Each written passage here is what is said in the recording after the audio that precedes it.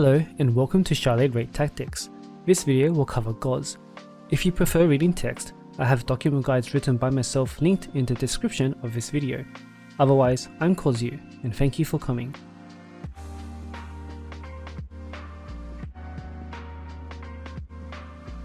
GOZ is a mystic armored boss with 2 stages.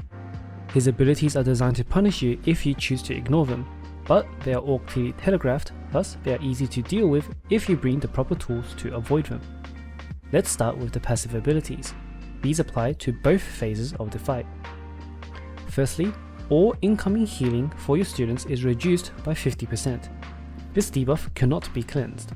Also, if your students are protected by a shield, the damage taken by the student will be reduced by 75% while the shield is active. Both of these effects make it very clear that the theme of this raid is to prevent taking any damage. This is different to other content in Blue Archive where you may prefer to recover from damage. As a result, the value of healers are dramatically reduced, and instead you want to prioritize students that provide shields. GOZ also has increased crit chance resistance. Students who do not have their own crit buffs or are not supported by crit buffers will very rarely crit. This means that you would prefer fielding units who can buff crit, units who have their own crit buff, or units who don't need to crit or can't crit in the first place. Both of these passives shape the team comps you will be running when fighting GOZ. More about the team comps will be later in the video, because first we have to look at the boss fight itself. Phase 1 of the fight has your team enter a train platform, with GOZ at the end of the platform and train tracks on both sides. At the start of the fight, 8 mobs will spawn, 4 bears and 4 rabbits. The bears are fairly tanky and will move up close to your unit to take aggro away from the boss and the other mobs. Leaving these alive for too long will cut into your damage uptime on GOZ. The rabbits are squishy, but they can deal significant AoE damage to your team. Leaving them alive for too long can result in death amongst your students. Your team will need to have AoE abilities to clean out the mobs, otherwise you will simply be overwhelmed and fail the raid. After the first 30 seconds, the screenwriter will appear.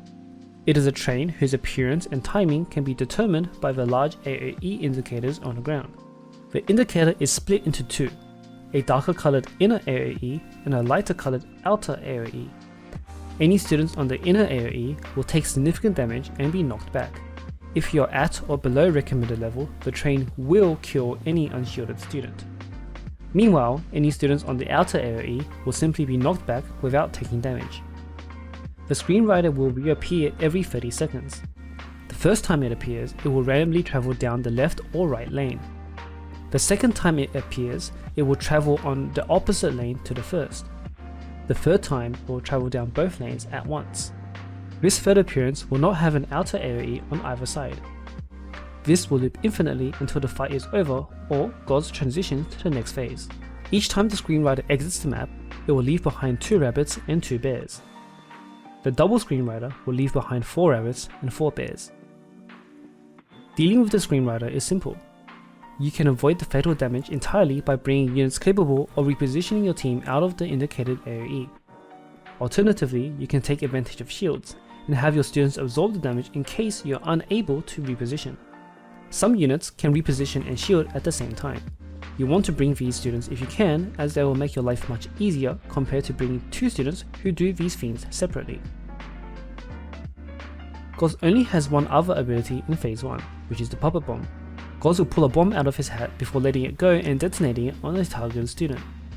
The target of the bomb is indicated by a laser. This bomb does significant damage and cannot be avoided. What you must do instead is cover the targeted student with a shield. This is incredibly important because the bomb is strong enough to deal fatal damage against even the best tanks when they are unshielded. After fighting the mobs, the screenwriter, and the bombs on repeat, you will eventually transition the boss into phase 2 when you deal enough damage. The battlefield will change and your team will find themselves in a room with 3 stages. Immediately upon entering, GOZ will split. The real GOZ will randomly position itself on any of the 3 spaces, while the fake clones will occupy the other 2 spaces.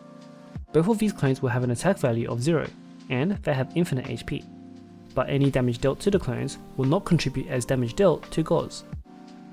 Only attacking the real GOZ will deplete the HP bar.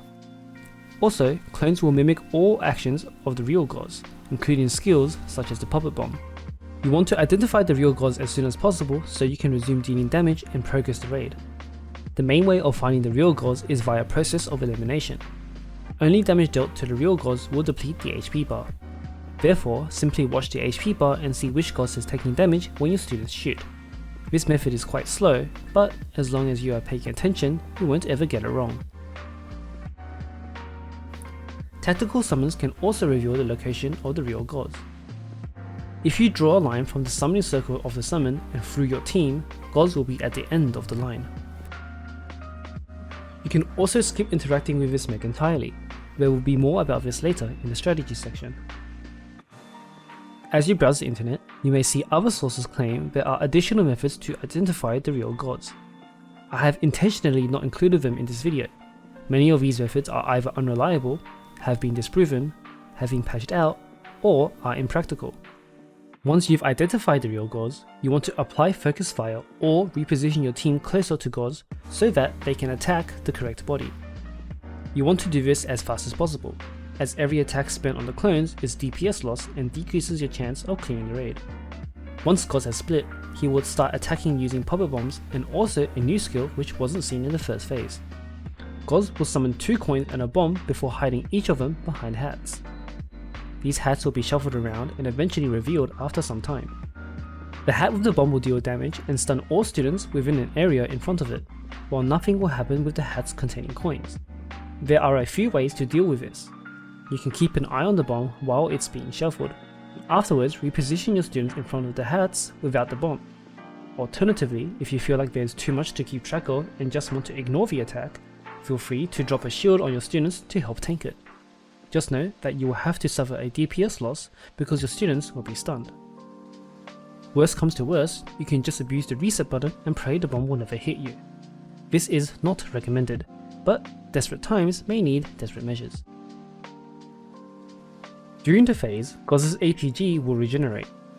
When the APG is full, GOZ and his clones light up the field with 3 different colored lights. The lights will always be in the same position: red, blue, yellow from left to right, and the clones will match the colored palette. After some time, the entire map will explode, dealing damage to all students except any who are standing in the lights of the real GOZ. For example, if the real GOZ is the yellow one on the right, then any student inside the yellow circle will not take damage. At or below recommended level, this damage is fatal. After the explosion occurs, the clones will die. He will then cleanse all debuffs before once again splitting into 3 and randomly shuffling himself into one of the 3 spaces. This attack, like all the other ones, is very telegraphed. Simply reposition your entire team into the circle in front of the real GOZ. If for some reason you are unable to pull your team into the safe spot, you can use a shield and hope your team can survive the explosion. All of this happens on repeat until you eventually kill GOZ. That is it for the boss details and mechanics. Next up is the team building. One thing to keep in mind as you watch is that over time, the best units you can bring to a fight may change over the course of the game's life, but general team building principles don't really change. Thus, I recommend you pay attention to the roles you have to fill out on the team rather than the units themselves. With that said, in order to handle phase 1 of GOZ for extreme and below, I will recommend to have on your team at the minimum 1 DPS, 1 AoE, 1 reposition and or shielder, and 1 tank. DPS is straightforward, just bring your best blue units. Every phase 1 team will need to have an AoE student to deal with the bears and the rabbits.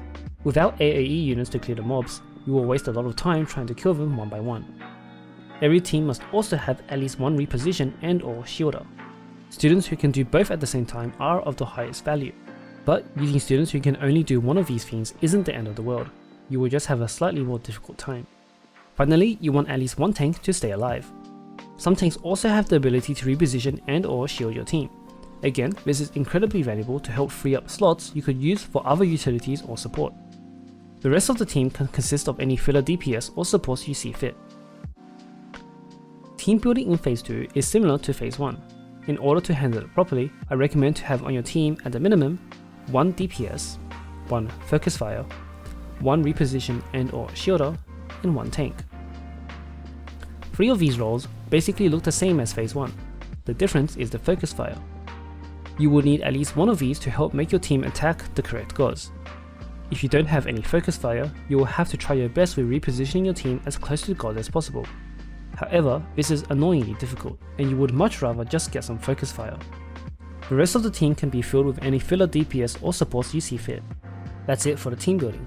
As long as you have a reposition and shield on the team, a lot of GOZ's mechanics can be dealt with reactively. Each attack is after all highly telegraphed. The trick is being able to balance these survival elements without losing DPS. If you don't have enough shields or repositions, you will die. If you have too much shields or repositions, you may fail to kill the boss entirely. Build towards this balance to give yourself the highest chance of success. With that said, there are a handful of gameplay strategies to help make your time against this boss easier.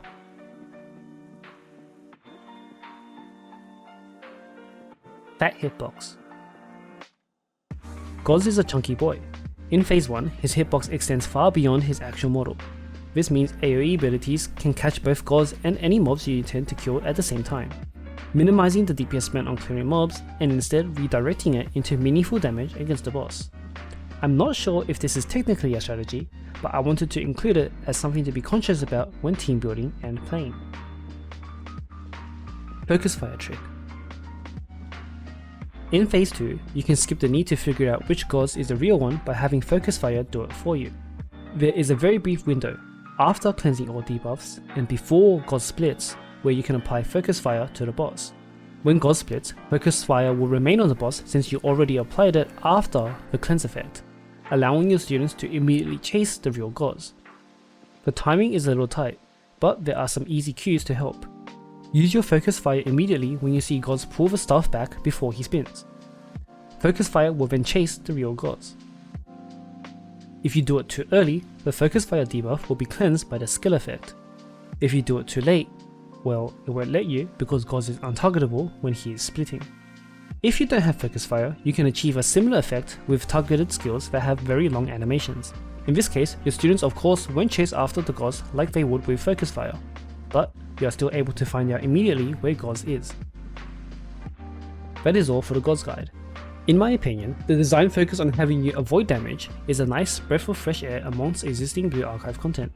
However, this does come at a cost of being slightly gated behind having relevant units. It doesn't help that a lot of the best units for GOZ on release are limited in nature. At the beginning, players might feel a bit of frustration as they may not necessarily have the tools to deal with GOZ's mechanics, but hopefully over time, the devs will introduce more and more options to the game to alleviate this problem. But whether you're watching this on release or long into the future where hopefully we have more students to help, I hope you enjoy the raid either way. Good luck and have fun.